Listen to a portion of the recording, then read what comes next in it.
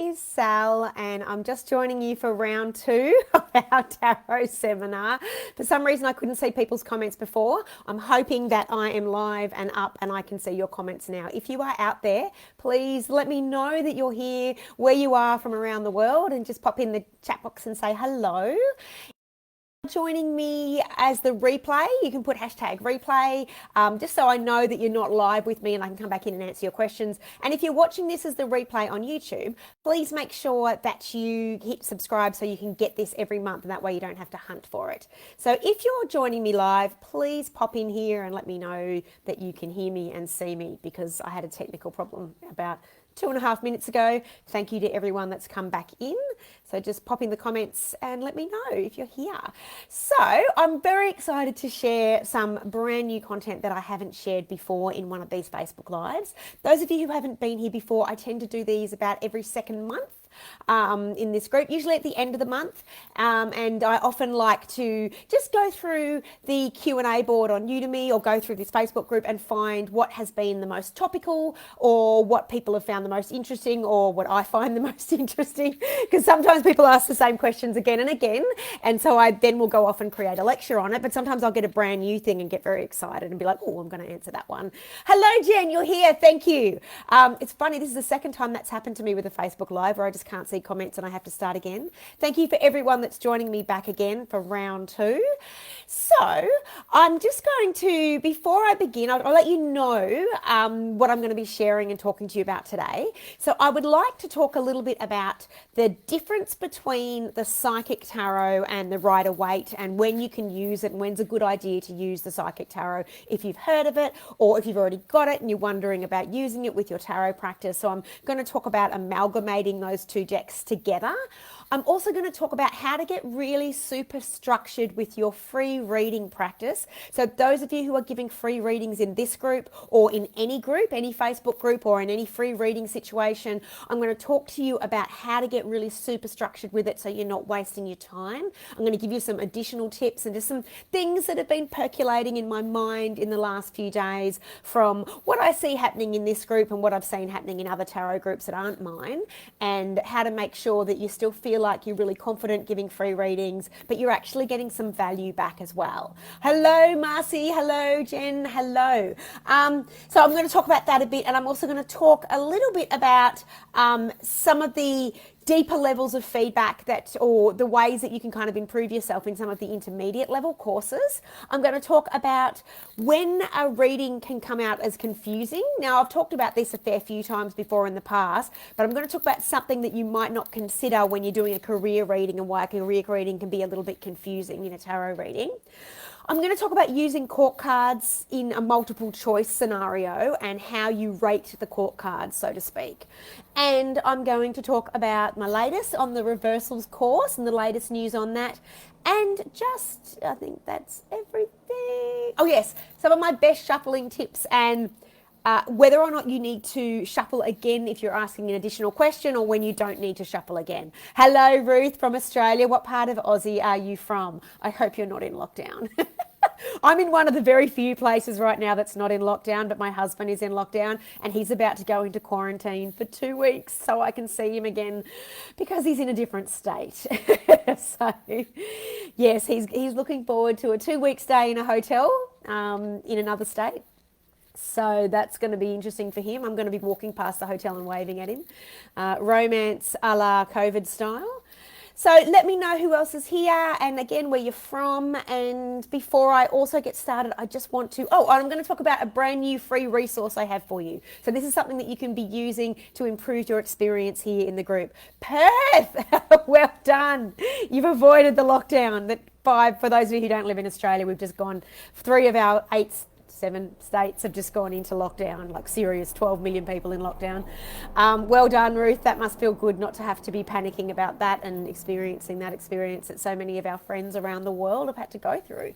So you are from SG, is that singers? Is that my beautiful Singapore that I love and miss and has the perfect weather for me, but not the perfect weather for everybody? Hello, lovely.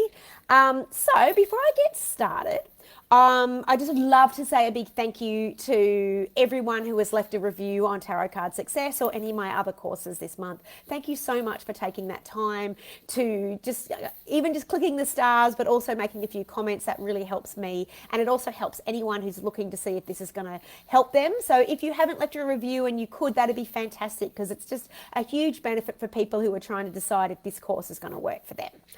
Also, thank you to, I'm just going to specifically call out LaShawn Green, Kamalika, Rebecca Renee, Anne Rogers, and Hani Gamal for your gorgeous reviews. Thank you so much for leaving those on the Udemy review post. Thank you so much.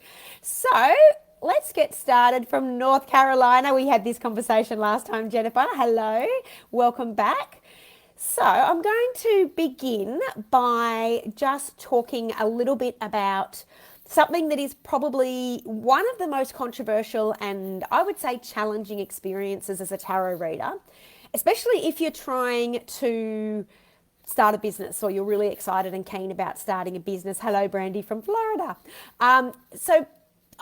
First of all, something that is most of us don't realise, I never realised it, and even after all these years I sometimes have to remind myself of it, is that it's important to have a lot of structure around any kind of practice where you are offering free readings in exchange for something. Whether it's free readings in exchange for feedback, free readings in exchange for another exchange, free readings in exchange for reviews. Like, it's really important that you spend a little bit of time before you start doing this, or if you're already doing this, take a bit of time now, and I'm talking about maybe just an hour, and do a little bit of journaling or note taking. I actually highly recommend you get one notebook and just put on it free reading practice and keep it with you, so that you can just have a little bit of structure around giving free readings. Because what I tend to see in groups like this, and from everyone from beginners to seasoned readers, is that people can often end up spending a lot of time, their beautiful, valuable time, giving out free readings and ending up with not very much in return. Now, I don't want to get into the value of free readings and people who love to give free readings from their heart and all that. I'm just talking about, in general, people who I talk about this a lot more in How to Be Psychic when I talk about psychically protecting yourself. But I often see with beginning readers that they can often end up feeling like they are being leached dry, like vampires have got hold of them, only because they feel like they're giving so much. And when they look at the end of the day, they might not have got the feedback that they were hoping for. I know people have commented in this group that they maybe go out of their way to give a reading to someone. It takes them half an hour, and someone will write back and say, thanks, that resonated. And they kind of feel like, whoa, that's feels like a bit of a kick in the teeth. I worked so hard on that reading and I feel like I gave so much value, and to get a 3-word sentence in reply really feels a bit demoralizing. Now, the good news is there is a way to avoid this, and I've spoken about this before, but I want to take it one step further today, so I don't want to bore those of you who have heard me speak about it before. Please take that time to read the feedback templates or the energy exchange, if you're doing an exchange, templates that I offer in this group. They are available in your course. I am about to set up a free resource on my webpage that everyone who now gets tagged into this group will get access to.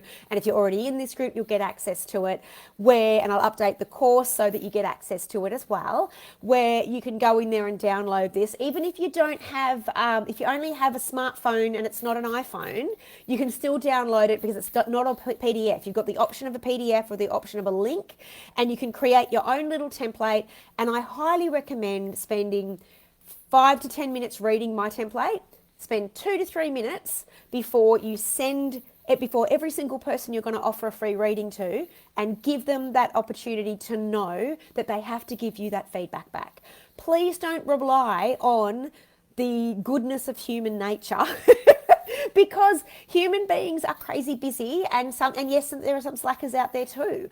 And I want to avoid the heartbreaking situation of having to live that and cut that off now. And I was thinking while I was walking on the beach this morning, it's a little bit like Imagine that you walk past a bakery every day on the way to drop your kids off to school or on the way to your morning walk, and that bakery starts giving out free donuts or free croissants or free eclairs, and people would rush in. They're like, they see a big sign, free donuts. Oh my God. And they might not even feel like a donut, but some of them are like, oh, I don't care, it's free. And sometimes people go a little bit crazy when they see free and they jump all over it. My friend Denise Litchfield calls it a bit like seagulls at the beach with, some chips that have been left on the sand. They just dive all over those fries like they're starving. And it's a little bit like that with free readings in groups. People see the free readings, they don't even read, even if you've taken the time to write all your conditions, they just jump on it and they're so excited.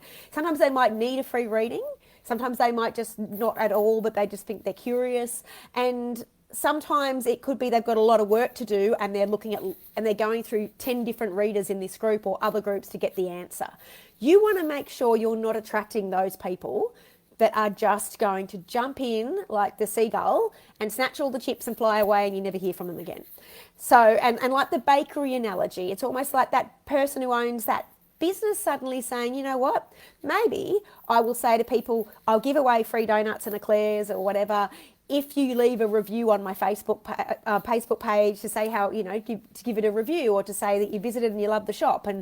But you don't give them the link or you don't take the time to give them a survey and give them that survey and watch them fill the survey out and actually take a little bit of like 1 or 2 minutes where people then suddenly go, oh, actually, I don't have time to do this survey or I don't have time to go and leave you a review. Sorry, I might try it again later. So it just gives that option. It gives you that opportunity to make sure that people, the template that I give you, that they read through it, they understand that this is an energy exchange. They have to give you something back in return.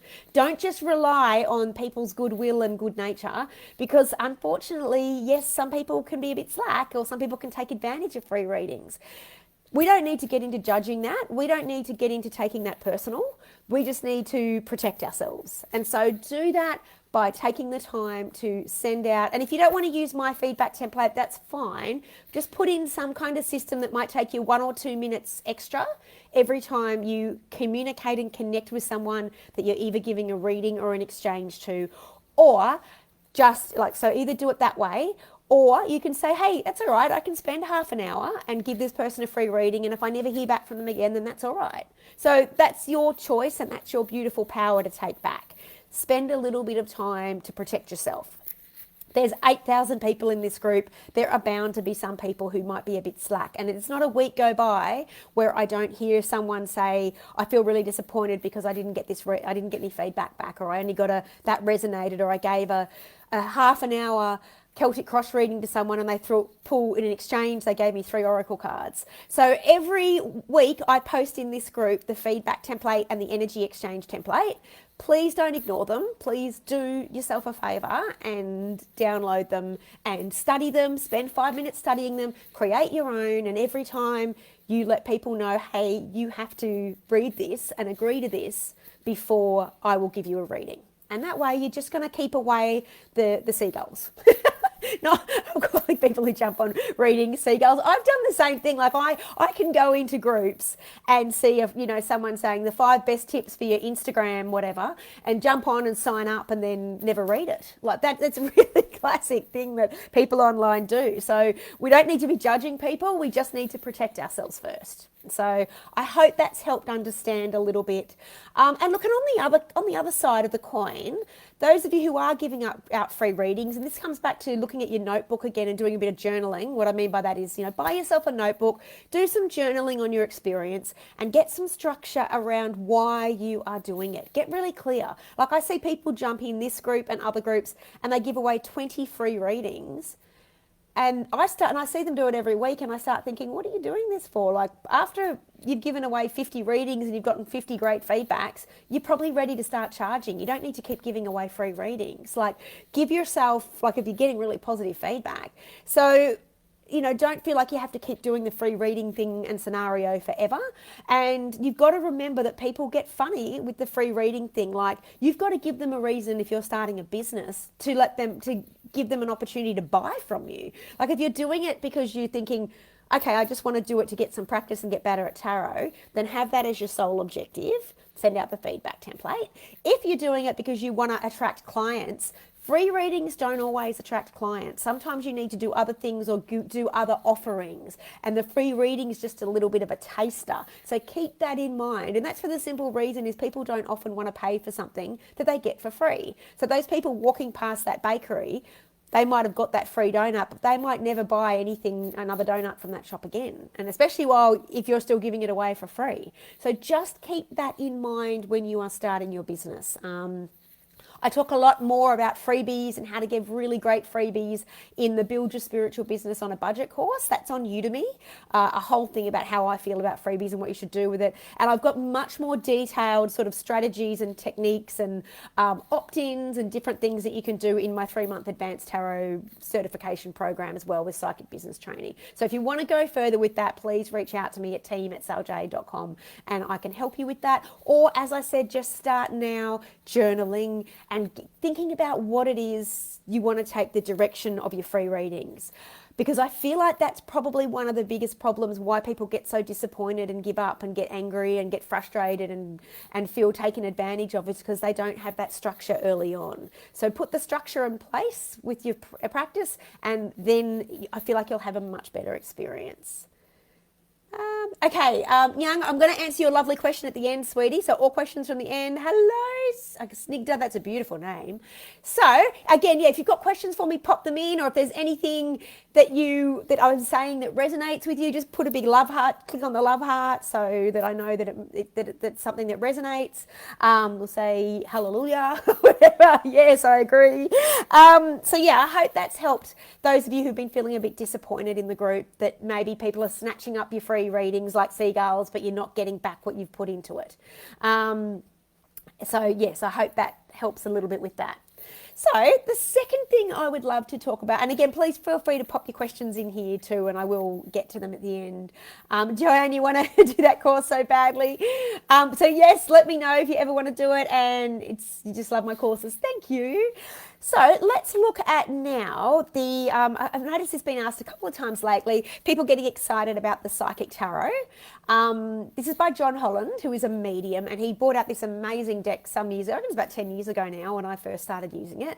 And I use this deck a lot in my intermediate level courses. So I use it a lot in Master Health readings, about health readings, and I used it a lot in the How to Give Career readings and Life Purpose readings, and in the Love readings course. Now, the reason why I don't use it in this course, in Tarot Card Success, is because I wanted this to be the foundations of looking at the traditional tarot, so to speak. And then as you go more advanced in your tarot practice and you want to get more niche-y down, so you want to start answering questions like, should I leave this job, or is my partner cheating on me, or, pregnancy questions, when will I get pregnant, or questions like, should I start this business, and things like that, that you would have other options. You have the Rider-Waite, but you also have other options if you want to expand it as well for those more advanced questions. So I do use it a lot in my higher level courses that are on Udemy. And what I tell you, why I love it is, and even for beginners, why I love it is because it takes the central themes, the pros of it is it takes the central themes of the tarot and it boils them down into very simple, like the little booklet that comes with it. And when I teach it, it's, very simple and it flows. It's very easy to make the connections, and it doesn't have multiple interpretations. One of the biggest challenges that people find with the tarot is, and I'm going to talk about the reversals course about that in a minute too, and connect to that, is that most cards have 2, maybe even 3 interpretations. Like the Empress can have 2 or 3 interpretations. It can mean pregnancy. It can mean a creative new project. It can mean a woman, So it's that thing of like, how do I know? And the Psychic Tarot takes that guesswork out a bit. It gives you just kind of one clear definition of that that's a lot clearer. So that makes it a bit simpler. It also... so for the pros of that, it also, for those of you who loathe the courts and find that every time you feel stuck is because of the court cards, then you can get really proficient with the tarot without the courts, because there's no court cards in it. So it is a benefit for that. The negatives for me about it is that it does have, for those of you who love to be healers, it has chakra cards. So someone asked me how I use them. And if I have a client coming, I'll often pull one of those chakra cards beforehand just to see what the dominant theme that's going on for them. So it's a nice way to click in and think, are they having heart issues? Are they having third eye issues? Are they having money problems with the root chakra? So I like it for that as well, like a little bit of pre-knowledge before a reading. But it doesn't have the tens. So you've got to remember it's actually an oracle card deck. It's not a proper tarot deck. Because it's missing the tens, for me, that's why I never consider it a proper tarot deck, because you really do need the 10. For me, the 10 of swords, the 10 of swords is a phenomenal card for me in the tarot, even though it looks a bit negative and scary, I've hit rock bottom. And when you hit rock bottom, you know what that feels like. And your client, when you give them a rock bottom reading, will really often resonate and know that that's okay, it's fine, I've hit rock bottom. It's not going to get worse than this. Like it's a valuable card for me. And the 10 of wands as well. The 10 of wands is a very common card, I find, because a lot of people that come for readings they're just taking on too many burdens. And so the 10 of wands is a classic, let's say, call it the 21st century card, in that we just take on so much and we don't learn to delegate, and we're all a bit control freaks.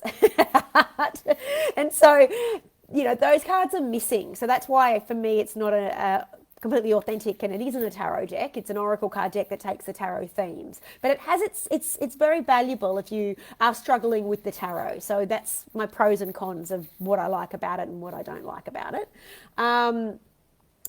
And so Kathy, thank you, Kathy. Love my advice for taking your business forward by starting to charge. Yes, please do. Please do not be afraid to start to charge. It's an important part of that spiritual journey. Best tarot deck to read for animals. I will answer that later, sweetie. I'll go back to that one. And thank you for posting it. So I hope that's helped anyone who's considering the Psychic Tarot by John Holland and whether or not they should invest in it. Some of the pros and cons. Now, where am I up to? Oh, now someone posted recently in the group that they felt like they wanted to give up on the tarot and they were feeling a bit worn out. And I gave them a few tips, and others gave them a few tips, and they mentioned that, Gina, that's the Psychic Tarot by John Holland. So if you go into if you do any of my other courses, you'll see me use it a lot in there. I do lots of samples with career readings and love readings and health readings on it. But yeah, if you just go on to Amazon and type in Psychic Tarot, it pops up.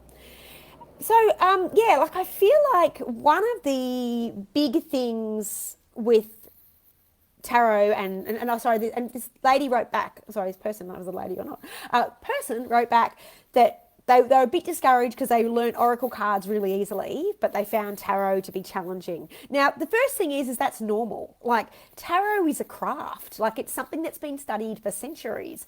Oracle cards are so different because they can be just created by an artist and an intuitive psychic or someone who's a healer, and it can be purely just what they see and feel, but it's a little bit easier because the cards don't often have multiple levels. So in How to Be Psychic, for example, where I teach about oracle cards, if you've done that course or you're curious about oracle cards, you'll see that things are much more simple and basic. And so that can be a benefit when you're learning because it's not so complex and overwhelming.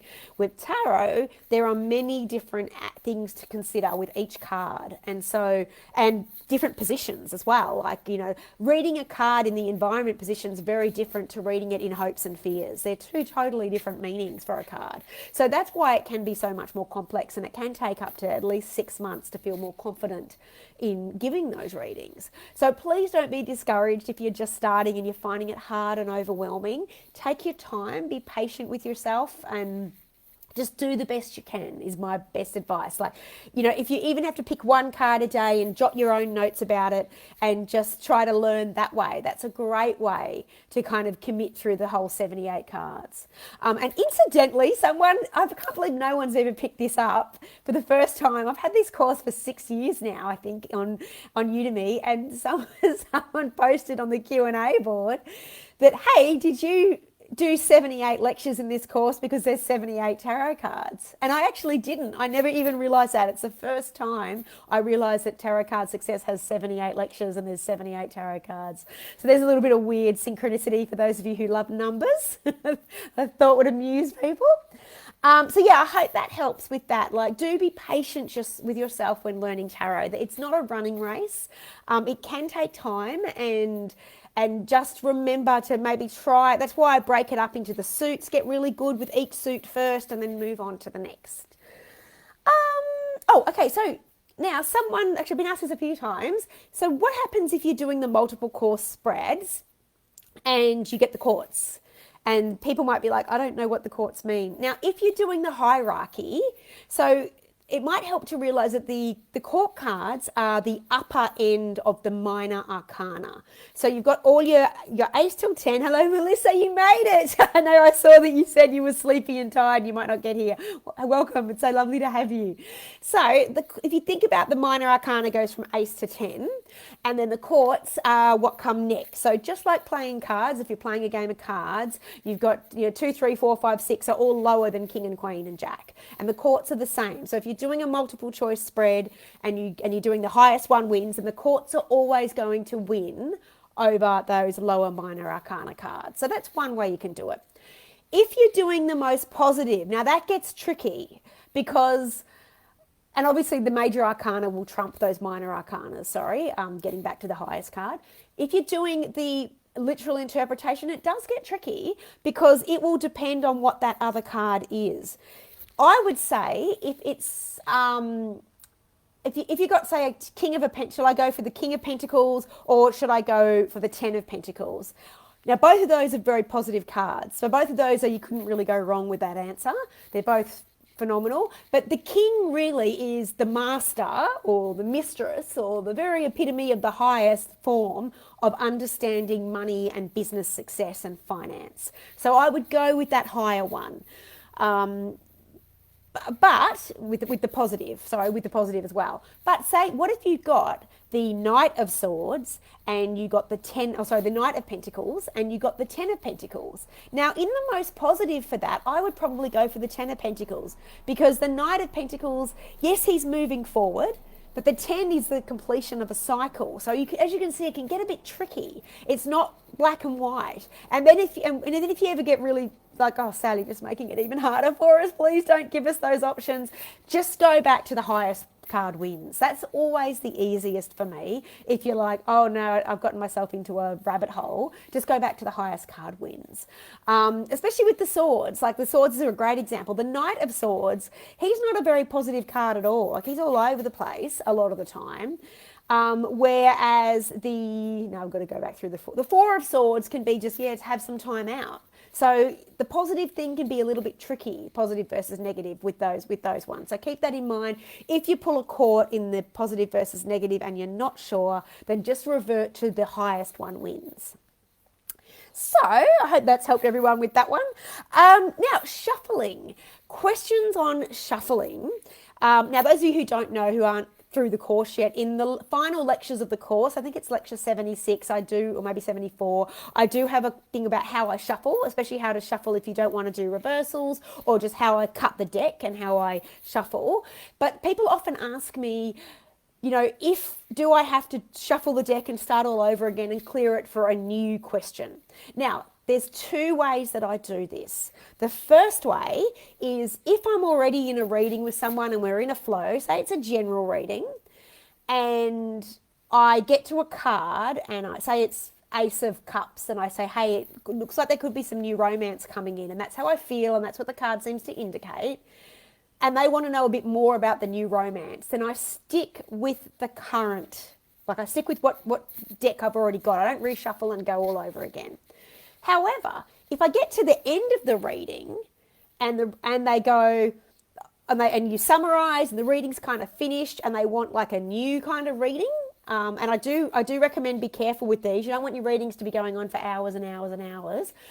They might have to book a new separate reading if it's a big reading, but if it's only something that needs a simple little answer, then I would shuffle the deck and do that again. So that's the two ways for me.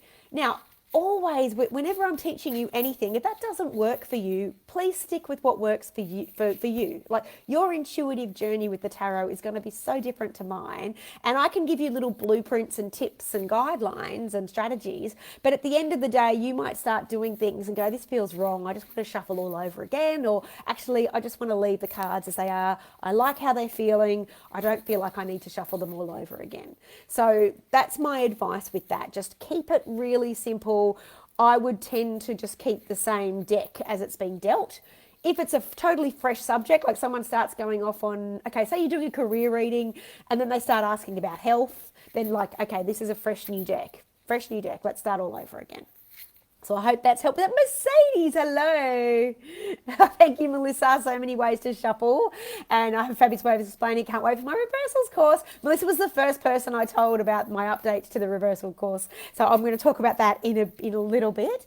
So yes, I hope that's helped those of you who don't know when should I shuffle again. And now you don't need to shuffle again if you are doing the court thing. So when you have to pull an additional card to verify if it's a court, you don't need to shuffle again there. Stick with the same deck. You don't need to start that all over again. Hello, Zambia. I'll answer your question in a minute, sweetie. So now, so Amy asked a really interesting question. This is one of the questions that gets me excited when I haven't heard it before, on the Q&A board this month. And she said, I'm having a lot of problems with career readings. She says, I'm shuffling and I'm doing them, but they're not really making much sense. And I'm asking about my career in the next 12 months. And, I'm not really getting, it's all very cloudy and I don't know why, but I'm getting quite good readings with my husband when I ask about his career. And she said, but is it because, she was very insightful and aware, and I love this, because when a client does this to you, it can do your head in a bit because then you start doubting yourself. But she actually said, she gave me the information. She said, I'm actually a stay-at-home mum. So right now, I guess maybe does that mean because my career is not really doing anything right now? And I thought, yeah, wow, that's actually a really, really good point. Because the tarot, like if you're not actively doing anything in your career and you've said, hey, I'm going to spend the next 2 years with my beautiful kitties, and that's what I'm doing, and there's nothing, I'm not studying extra, I'm just going to focus on the home and just being in that environment, and that's all I want to do for now, and I'm happy doing that, then the tarot probably goes, well, nothing to share here. Like, because you haven't actively decided you want to make a change. So tarot wants to give you guidance about how you can change or improve or heal. But if you are fine about where you are in your career and you're not considering anything new, then it hasn't really got much to work with. So it doesn't really know how to guide you, which is why the cards might come out a little bit random. And why her husband, like because he was on a trajectory of a journey, she could probably see that journey more in the cards. So again, this is another reason for me why it's really important to make sure when you're asking a question that it's something that you feel like the answer will be, some steps that you can take towards that answer in the coming months, or at least in the next 12 months to the 2 years. Because there's no point knowing about something that you're not even thinking about till 5 years away, because your life will change so very much. I mean, she might get pregnant again. Like, there could be anything that comes in. So that can be the reason why our cards can be a bit vague. So again, and I talk about this a lot in the careers course and the more intermediate course, sometimes asking your clients more questions like that can help. Like, you might feel like you're cheating, but sometimes saying, oh, okay, so what's going on in your career right now? Can you just let me know so I can understand these cards better? And she comes back and says, well, actually, I'm at home for the next 2 years. You're like, oh, okay, well, okay. Well, is there any changes you'd like to make? Are you considering doing something? And then we can follow that path. That way that helps a little bit when you get those card readings that just don't make any sense at all. So I hope that's helped for those of you that sometimes gets a baffling reading for yourself or your clients and you don't really know what's going on.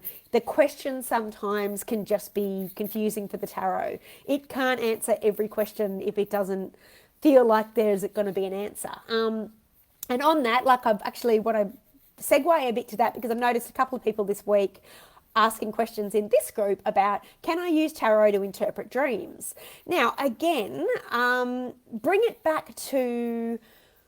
and it's the same with mediumship. Like, can I use tarot to connect with people who have passed away to find out how they died?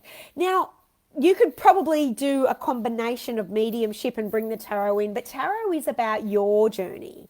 So it's not about someone else's journey, it's about your journey. And when it comes to using it, you've got to remember, if any question you're thinking, can I use tarot for dreams? Can I use tarot for my pets? Can I use tarot for my... You've got to think every single one of these cards has to be able to answer a question. Now, it takes a bit of thinking outside the box, and it's a bit of an advanced question, so that's why I definitely wouldn't recommend doing like that if you're just a beginner.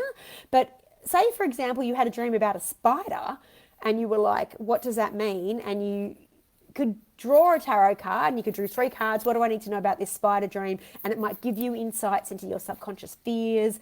It might, but it's not going to tell you a real like interpretation like someone who's a professional dream interpreter could tell you. And also, like, our dreams are so personal and symbolic. Like, they can, what a spider means to me might mean something totally different to you. So that, I mean, you might not be scared of spiders, so it might mean creativity or something different. So expecting that the tarot is going to give you a universal and every single person's dream is going to mean this according to the card they pulled is probably stretching the purpose of what the tarot is good for. However, again, I'm not ruling it out. If it works for you, do it. But please remember that the tarot isn't meant to answer every single question in the universe, and something like dreams can be so much more complex. The Celtic cross reading, for example, when it looks at your unconscious fears, can reveal what's going on in your dreams. If you're getting cards like the Moon and the Nine of Swords, they often can talk about your dreams. But in terms of getting really accurate dream interpretations, like what does it mean if I'm riding on the back of a horse and I'm galloping after some rabbits or whatever, like, that's not going to be able to come through on a tarot reading. If it's a more general thing, like I'm running to miss a flight, that could be something about patience, or that could be something, those themes could come through. But again, that would require quite an advanced reader to see what those patterns are. So just be aware, if you're a beginner, you might find that a little bit challenging. So I hope that helps, my loves. Those of you thinking about dreams and connecting with deceased people, that can be a little bit limiting. I'm not saying it's impossible, it's just a little bit limiting. I think that is everything. I'm about to get to people's questions, but... let's see. Oh, okay. So, so my reversals course, where it's up to, thank you, Melissa. Melissa has been the biggest champion of me getting this course out. It was meant to be out, I think, in February, and I've started it and had multiple delays, and it's like I've got this one whole section kind of done. But as I've delved more and more down the rabbit hole, I've suddenly realised why no one else has ever made a reversals course purely online. Simply because it's actually turned massive. It looks like it's going to be about 20 hours. So I need to make a decision how I can make that fit with Udemy's format, how I can do that. So I don't know if it is going to be on Udemy or if I'm going to put it on the Psychic Healing channel. I don't know if I'm going to break it into 2 or if I'm going to break it even into 3. I tend to not think it's a good idea to have big, massive courses that are 20 hours long because people lose interest. It is, if you think about on average with a reversal card, like the average normal tarot card has maybe 2 to 3 different interpretations. The average reversal card has 5. So you can see why it's just such a massive, huge project. I'm enjoying the challenge, but I'm definitely looking at it and going, I have bitten off more than I've ever chewed. It took me 6 months to make Tarot Card Success, so I'm like, I don't know how many years it's going to take to make this reversals, but hopefully not too long. So I'm hoping the first part of it, which would be like a basic 101 reversals, would be coming out by Black Friday. That's my intention at this stage, and then I would do a more advanced one next year that goes into those deeper, like shadow work and those deeper ones, because otherwise, as I said, it's going to be 20 hours plus long, and by the time I add samples in, that'll be even longer.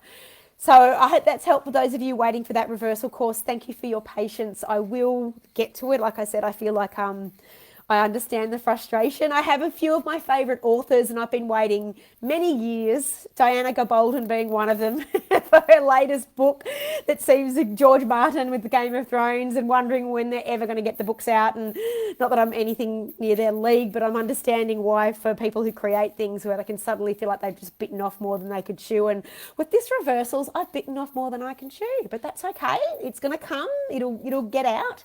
And I just want to make sure it's the best possible course it is for you guys. I don't want to rush it.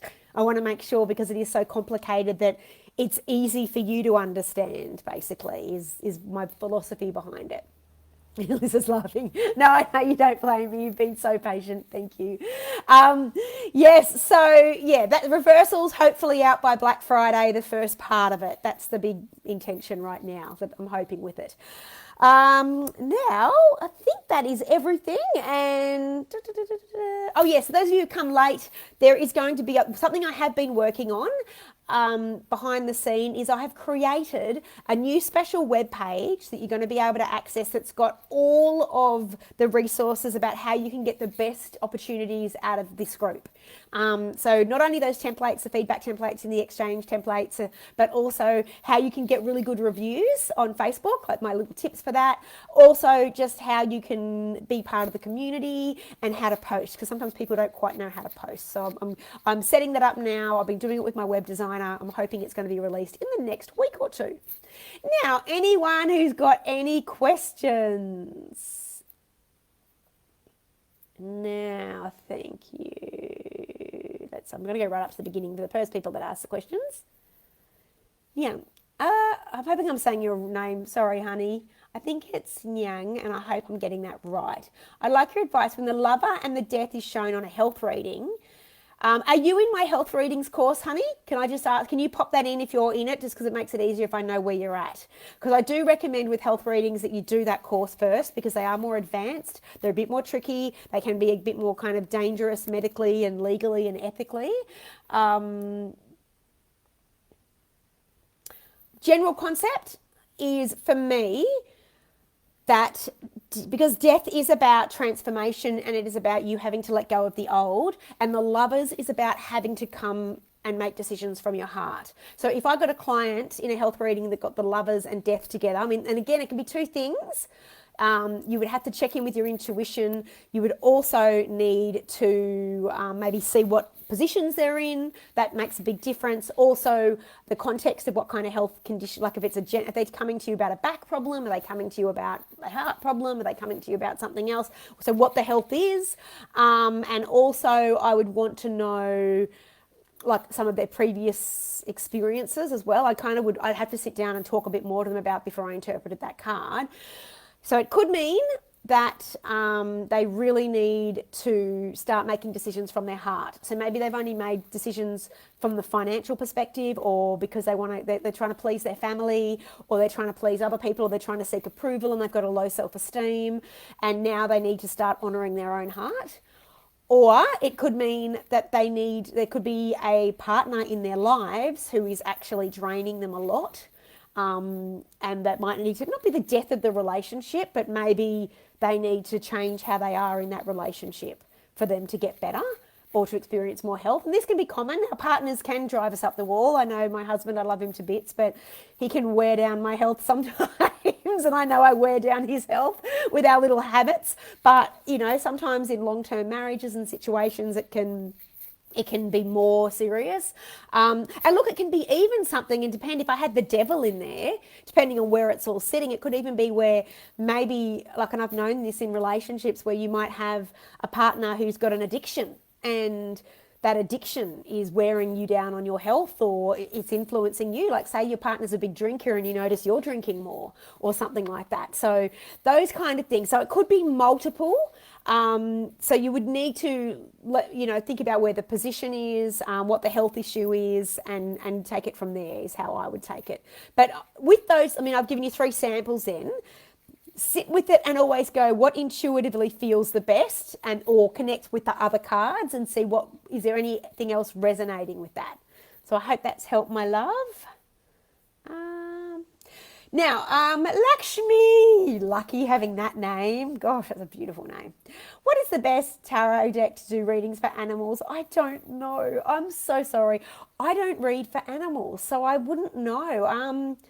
I'm sure there are animal communication decks. I know there's Claire Bloomfield, who is on Udemy, who does animal communication courses. She might be the best person to ask for that, and she might know, but I don't know. And others say they do tarot readings for their pets. For me, I could never figure out how to do that. Doesn't mean you can't do it, just means I can't do it, because I'm like, well, how am I going to tell the cat that it needs to, I mean, some things like the Four of Swords, cat needs to take some time out and stop jumping the fence every day.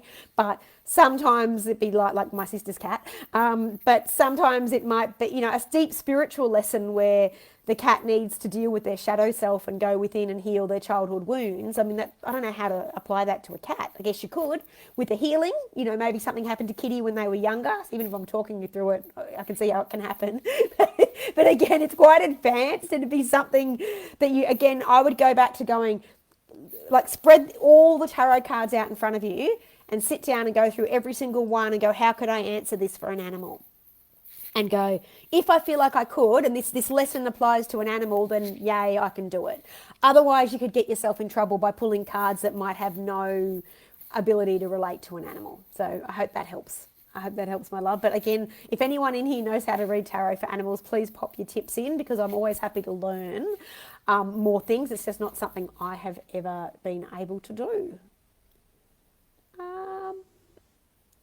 Now, how do you know for sure, Zenvia, that you are definitely ready to give tarot readings? I'm new to tarot, but I'm literally so confused how to put the story together with the cards. So first of all, I would say give yourself 6 months of studying and practice. Like, in terms of starting small, like, make sure you finished our course. I mean, someone mentioned previously they wanted to start reading for friends and families with just 3 cards from the wands. And I was like, look, the problem is your friends and family get super excited that you're reading, and they're going to start saying things like, should I leave my job? And you've got 3 cards to sort of something that's going to change people's lives. Or should I buy this house? And you've just got 3 cards out of 78 cards to choose from. And it's like, oh, big questions need big solutions. And so I would learn start with my little technique that I talk about in each section. Just go, okay, pull 3 cards. What would I tell a client if they got these 3 cards? Jot it down, move on to the next suit. Okay, what would I tell them if they got these 3 cup cards? Move on. And just keep practicing that again and again and again and again till you feel like you know the minor arcana. Then move on to the major arcana, then the courts, then the bigger spreads. And once you've got to that level, as I said, this can take up to 6 months, then you might think, okay, I'm ready to give someone a reading, but always tell them, I'm a beginner, I'm nervous. Let's not go complex questions. Let's just say, what do I need to know? And I remember, like, my gorgeous friend Louise, who was my ultimate mentor, one of my dearest friends, and she... Hi everyone, this is Sal. I'm so sorry. My internet just went frozen and I got cut off, and what made it even funnier was that I just kept talking for 5 minutes. And then when I went to end the video, I saw you are offline. So my apologies to those of you who wondered why they were sitting there for 5 minutes waiting for me. I'll just finish off what I was talking about. So I was talking about my friend Louise, who introduced me to the Thoth deck, and her...